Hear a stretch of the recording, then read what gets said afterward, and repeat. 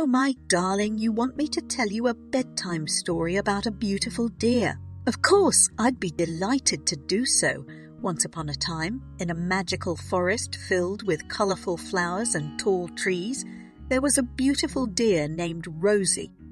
Rosy was famous throughout the forest for her graceful movements and her sparkling eyes. Every day, Rosy would prance through the forest, her long legs carrying her swiftly through the trees. She would stop to nibble on a few leaves or to drink from a clear stream, but mostly she would just run and play, enjoying the beauty of the forest around her. One day, as she was wandering through a clearing, she saw a group of young rabbits playing nearby. They looked up at her and smiled, then went back to their games. Rosy was filled with joy at the sight of their happiness, and she decided to join it. For hours, she ran and played with the rabbits, hopping over logs and chasing after butterflies.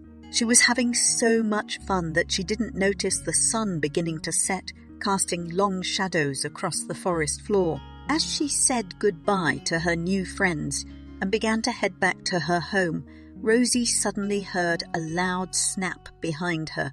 She turned around and saw a hunter aiming a rifle straight at her. Rosy was terrified, but she didn't panic. Instead, she remembered a trick her grandmother had taught her long ago.